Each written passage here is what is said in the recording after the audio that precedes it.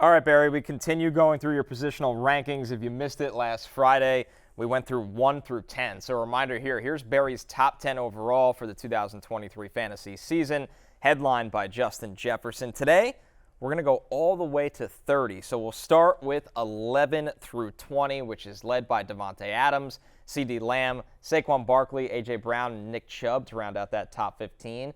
And then Tony Pollard at 16 here, Barry, as we get a little run on some interesting running backs. Huge expectations for Tony Pollard this year with Ezekiel Elliott currently out of the picture. Yeah, I'm at 16. His ADP is 17.1, so I'm slightly higher than him on consensus. Remember, he's also our cover boy here on the Roto World Fantasy Football Draft Guide. You know, look, again, if the Cowboys do bring Ezekiel Elliott back, that would be a thing. But at the moment, the expectation is it's him and like Malik Davis and Deuce Vaughn. That backfield is all for him. So we expect a ton of touches for Tony Pollard. In his career, he's had 13 games where he's had 15 or more touches. And in those games, he averages 19.6 fantasy points per game. That would have been the third best running back in fantasy last year. He averaged over 5 yards per carry, 9 yards per reception. Him and Travis Etienne, that's the entire list of running backs that average at least 5 yards per carry and at least 9 receptions per yards per reception, right? And I think here's a shocking stat because he was so effective in space, and because when you watch Cowboys games, you watch him next to Ezekiel Elliott, who's just like this, massive mountain of a guy. But the fact of the matter is that last year, Tony Pollard led all running backs in yards after contact. I think you'd win some bar bets with that, right? We're in a bar. Name the running back that led running backs in yards after contact per rush last year. You think Nick Chubb? You'd think Nick Chubb, yeah. Derrick Henry, right? Nope. Tony Pollard with 3.82 yards per after contact per rush. He had the highest average. So this is a guy that can go between the tackles. We expect this offense to be pretty good, to be efficient. Dak doesn't really run as much anymore. Mike McCarthy has said he wants to run more. Now, it's also Mike McCarthy. If there's one negative to Pollard, it is Mike McCarthy. This is a guy that, when Aaron Jones was blowing up, would still insist on, the plotting A.J. Dillon or other, or Jamal Williams, just would never, I literally started free Aaron Jones because of Mike McCarthy. That hashtag free Aaron Jones. So I never put anything past Mike McCarthy. Could he all of a sudden give 8 to 12 touches a game to Malik Davis, and you're like, what are we doing here? Or Deuce Vaughn? But yeah, and crazy talented player on a good offense, solid offensive line, should get a lot of work. He's on the cover for a reason. So Pollard comes in at 16. Right after him at 17 is Derrick Henry. And the conversation every year here, Barry, is when are the wheels going to fall off the bus for Derrick Henry? The Titans prefer to keep running him into the ground. I don't think he's prime Derrick Henry anymore, but he's certainly still effective where you would use a top 20 pick on him. I am at 17. His ADP is actually 14.6, so I'm lower on consensus than him. But it's worth noting, by the way, my ranks are built for PPR. We take our ADP from Yahoo, which is half-point PPR, so that's probably the discrepancy here.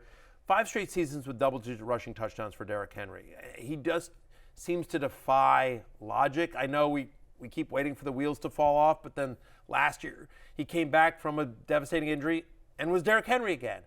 And I do think that this year, with the addition of DeAndre Hopkins and the emergence of Treylon Burks, and even, by the way, seeing the late-season success of my guy Chig Okonkwo, the fact of the matter is that Derrick Henry should still see less 8-man fronts than he has. He probably has led the league in 8-man fronts, him or Nick Chubb, over the last couple of years, right? And so I think it will be, maybe he won't get nearly the volume, maybe he won't even be as efficient, but I think he will find easier running lanes, and they're still going to run when they get in close. He's still going to get all the money touches.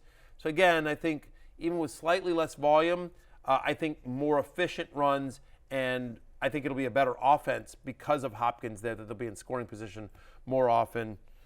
I think he's a top 20 player overall. I'm as one of my top running backs again. He comes in at 17 overall for me. And they still haven't added anyone to that backfield where you're always wondering, when are they going to start lightening the workload? Tyjae Spears isn't going to do that from Derrick Henry. No. He's a nice player. Sure. He's definitely a good insurance running back to draft if you draft Derrick Henry. But no, you're Derrick not Henry's show. He ain't taking any meaningful touches from Derrick Henry if Derrick Henry's healthy. After Derrick Henry at 18 is Garrett Wilson, obviously the reigning Offensive Rookie of the Year. He was able to do that catching passes from Zach Wilson, Joe Flacco, Mike White, even Cris once upon a time. Now Aaron Rodgers is in town, Barry, and the expectations for Garrett Wilson are obviously through the roof with that connection. Rightfully so. Aaron Rodgers already comparing to Davante Adams. Again, this is a stat that I gave on Football Night in America. But last year with Mike White and Joe Flacco under center, he averaged 17.1 fantasy points per game. Now with Zach Wilson, it was like single digits, so I had to throw out Zach Wilson. I had to make it, sound better for national TV. But the fact of the matter is with competent quarterback play, the guy was a superstar. And now he gets Aaron Rodgers. Rodgers has already compared him, again, like I said, to Davante Adams. Last year, he was top 10 in red zone targets. Garrett Wilson was. Top 10 in red zone targets, top 8 in end zone targets. And then you think about how often Aaron Rodgers liked to look for Davante Adams when they got in close. Aaron Rodgers wants good numbers. I think he wants to, for everyone that's been saying he's done, for people that, question his commitment to Green Bay, for people that are questioning Nathaniel Hackett, I think he wants to look up at the end of the year and have really good numbers. So I wouldn't be surprised that more often than not, like they get to the 5-yard line and it's, it's Breece Hall up the middle and he checks out of that and it's a quick little slant to Garrett Wilson and I'm going to just take a quick little gimme touchdown. So especially when you think about the fact that at the moment, Dalvin Cook is not signed.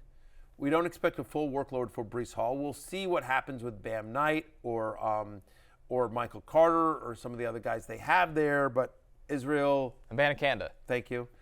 I know how to pronounce his first name. Yeah, no, we were just doing the Miami Heat alley-oop meme. Yeah, perfect, yeah. Exactly. Garrett Wilson's going to have a monster year. He's a top 10 wide receiver for me. He's 18 overall. Insanely talented, and now he's got a quarterback. He's been dealing with a minor ankle injury in camp, but Robert Saleh expects him to return to practice when they have joint practices with the Carolina Panthers leading up to their Saturday preseason game. So no concern on the health front for Garrett Wilson, who is followed on the list at 19 by Jaylen Waddle, who is an absolute star wide receiver, maybe the best number 2, him or T. Higgins, in the entire league. It's just that he plays in an offense with Tyreek Hill, right. That people forget how insanely productive Waddle has been. He led all wide receivers in yards per target last year, 18.1 yards per reception. That also led the NFL. He had 8 different games with 6 or more targets, 22.7 fantasy points per game.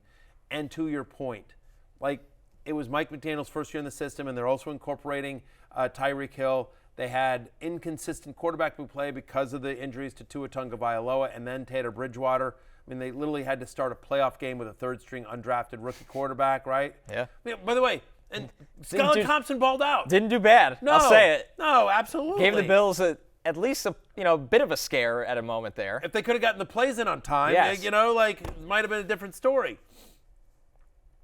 Again, off of the injury, he was banged up coming out of college, right? So there's concerns there. Yep.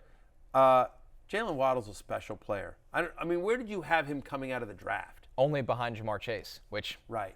One of the good takes yeah. of things. Special because of the speed and how refined the speed is. He's not a guy we need to throw him a screen for him to be effective. He's a great route runner. He can win deep. Mike McDaniel knows how to perfectly use speed in his scheme, and that's why Waddle was so impactful.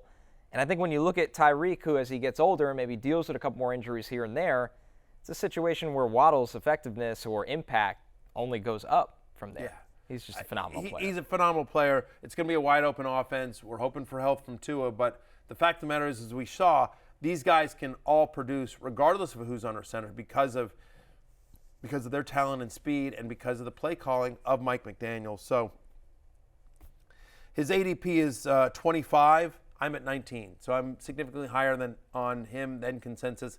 I'm in on the Miami Dolphins this year. I'm in on that offense, and I'm certainly in on Jaylen Waddle. To round out the top 20 is Jonathan Taylor there. Let me ask you this, Barry. At what point does Taylor start to take an impact the wrong way in the rankings? So what is not the date, that's not fair, but what is the timeline where you look at it and go, can I still take Jonathan Taylor in the top 20?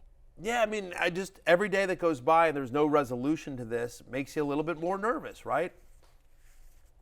And I sort of get, he's already lower than he would be if he were in camp and healthy and everything was fine. So there's absolutely concern. Because here's the thing. I no longer write the draft day manifesto. But when I did, one of the things that I will tell you is that we studied this back when I was at ESPN. We looked at all the leagues and all the data.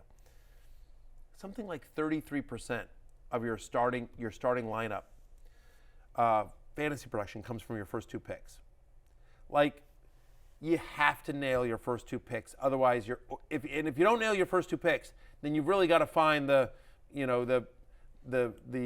late round guys that just pop in a big way, right? You got to find the Josh Jacobses of the world, sure, that pop in a big way, or Cooper Kupp from 2 years ago. You got to find those guys because tough way to live.